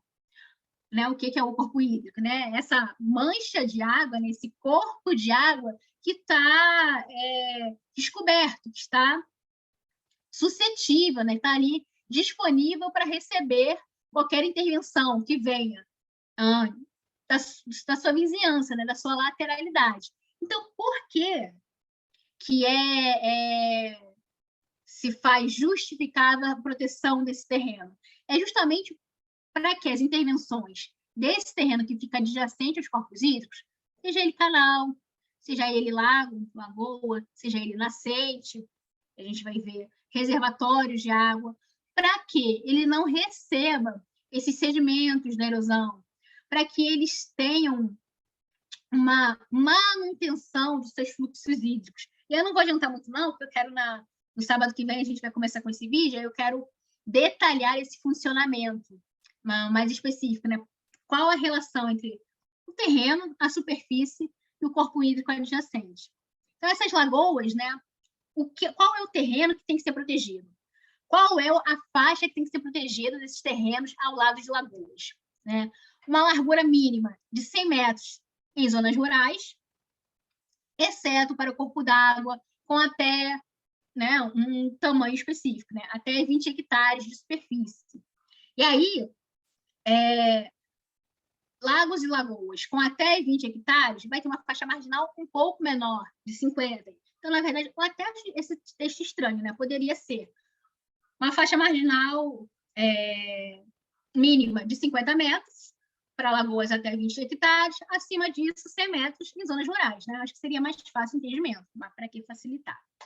Em zonas urbanas, também uma faixa marginal, uma faixa de proteção de até 30 metros. E a mesma consideração, né? Se for uma ocupação já instalada, consolidada, entre os mesmos critérios de avaliação, se aquele terreno possui ainda função ambiental. E aí, na verdade, eu falei que ia botar semana que vem o videozinho, eu vou tentar botar agora, que a gente já tem 10 minutinhos, para não entrar no outro tópico e a gente interromper. Vamos rezar aí para dar certo, tá?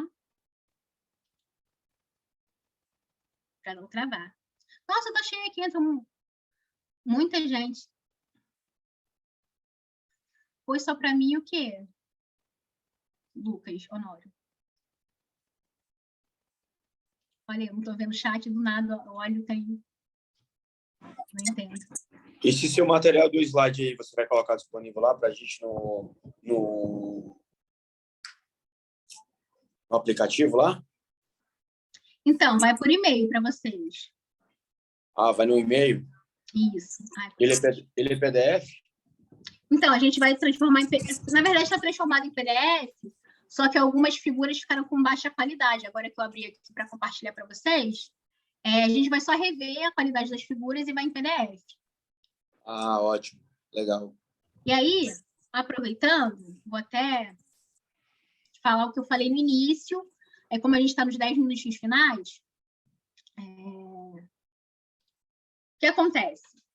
Como eu enfatizei aqui, a gente pegou um recorte mínimo dentro do Código Florestal, justamente porque se desdobra em vários assuntos.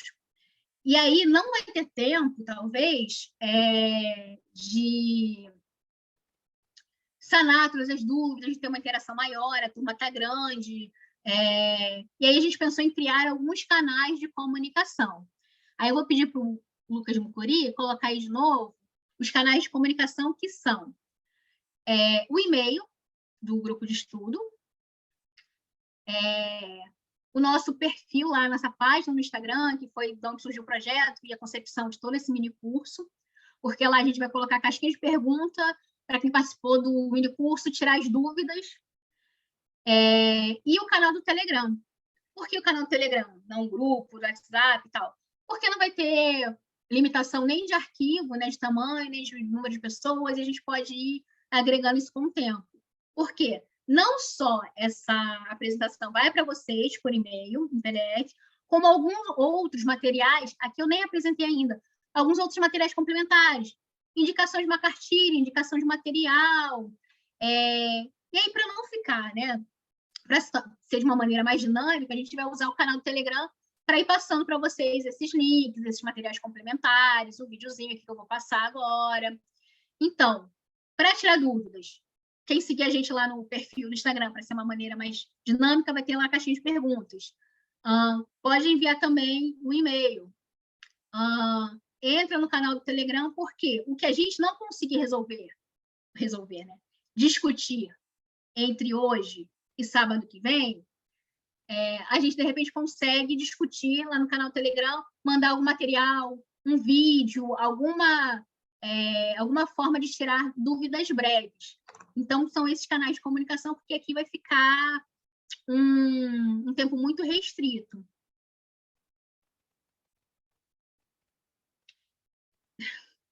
E aí, a gente também está gravando a aula, vai tentar disponibilizar lá, a gente vai mandar o link para vocês, justamente porque acontecem essas coisas. Por exemplo, o Matheus ali falou que vai ficar sem internet, vai ficar sem luz, queda de internet, às vezes travamento. A gente também vai disponibilizar a gravação da aula. O próprio aparelho aí vai fazer o registro da gente, então? A plataforma faz automaticamente, não, Lucas? Isso mesmo. Então, aproveitar esses minutinhos, aproveitar. E ver se funciona aqui. Apresentar brevemente, aí na aula que vem a gente parte justamente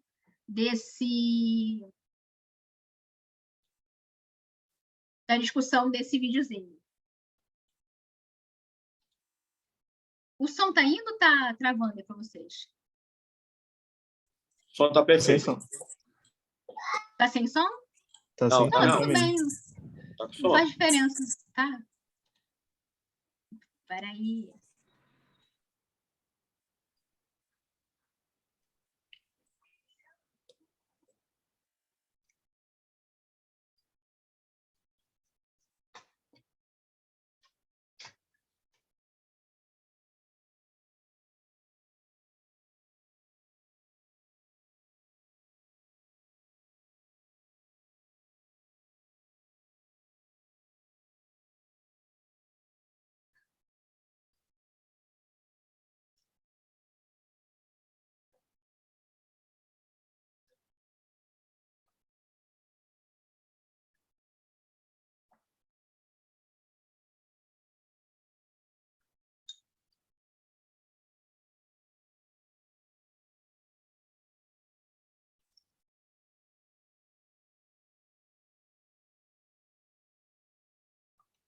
Na verdade, ele é bem lúdico e bem simples. E aí, a partir da aula que vem, no sábado que vem, a gente parte desse videozinho. Vocês vão receber? Eu acho melhor a gente mandar parcialmente, Lucas. Mandar até aqui, onde chegou a aula, né, hoje. E aí a gente parte justamente desse vídeo, porque é bem simples, é bem lúdico.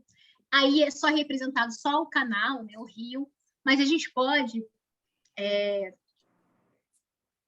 utilizar isso para entender também o funcionamento ou a relação entre esses terrenos adjacentes, essa relação com os outros corpos hídricos, que são os outros terrenos que também são caracterizados com APP, e não só para os corpos hídricos que a gente vê.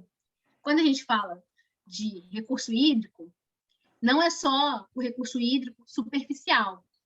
A gente também tem que pensar em estratégias de conservação e manutenção da qualidade e quantidade dos recursos hídricos em seu somatório, em seu todo. Ou seja, os recursos hídricos superficiais são os rios, lagos, lagoas, nascentes, e os recursos hídricos subterrâneos, né, que é o próprio lençol freático, os aquíferos.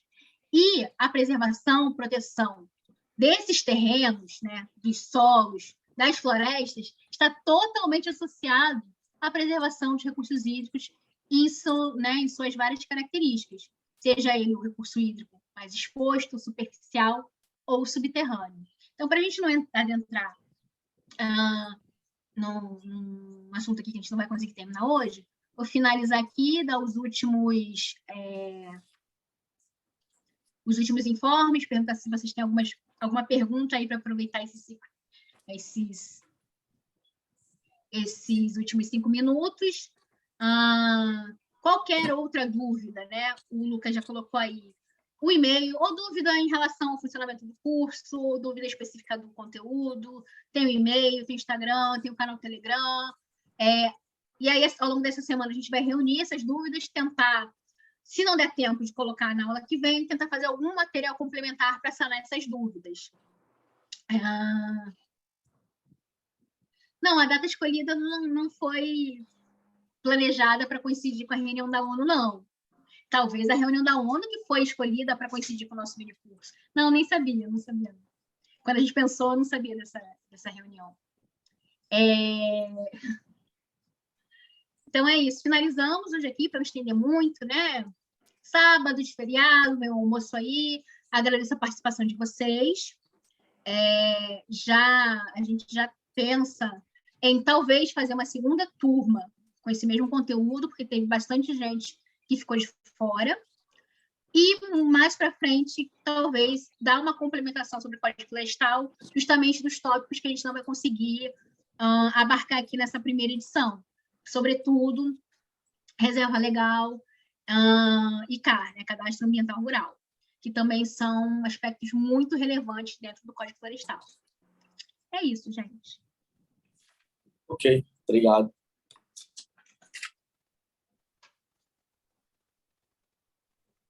Obrigada, professora. Bom dia para vocês, bom final de semana. Obrigada aí, gente. Bom final de semana. Valeu, galera. Obrigado. A aula foi boa, produtiva. Muito bom. Até a próxima. Agradeço aí a aula e parabéns pela iniciativa. Tá? Um abraço.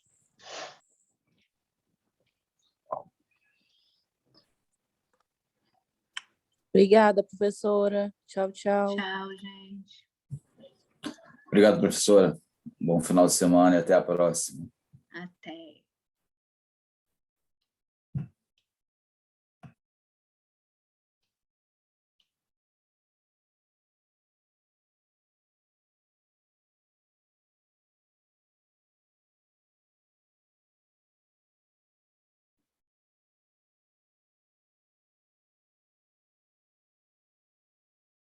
Lucas, teve um pessoal aqui que deu o telefone para incluir no canal do Telegram.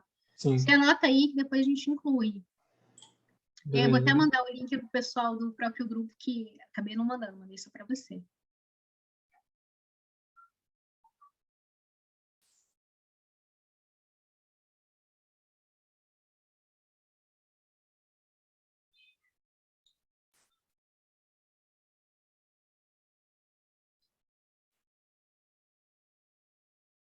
Estou olhando agora o chat, eu só olhei algumas.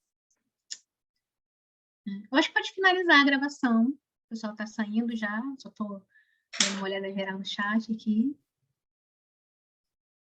Obrigado, gente, pela presença.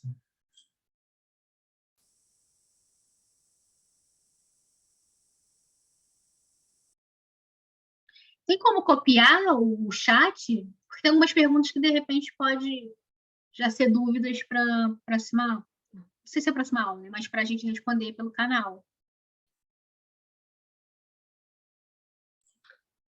Copiar o chat, você diz, tipo, salvar ele? É, Eu acredito que tem, não. Tem? salvar bate-papo. Tem que salvar bate-papo. Tem? Vou dar uma Chat olhadinha. salvo. Só não sei para onde foi. Exibe na pasta. Que pasta, gente? Ah, tá vendo agora. Ah, salvou.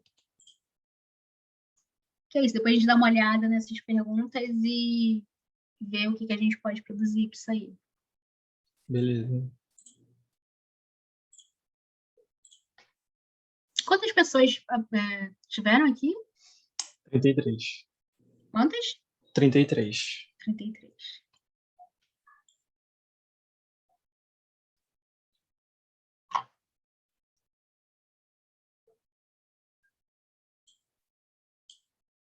Então é isso. Acho que a gente pode finalizar aqui, né? Finalizar a gravação, encerrar aqui, e qualquer coisa eu vou te mandando mensagem, Beleza. tá bom? Uhum. Você agora tem Sai. certeza se você vai sair sozinho? Você encerra depois do meio-dia? Ah, sim, eu acho que não. Não, né? Mas Não enfim, sei, acho que não. vou saindo aqui. Até a próxima, gente. Tchau. Até sábado que vem. Tchau, tchau.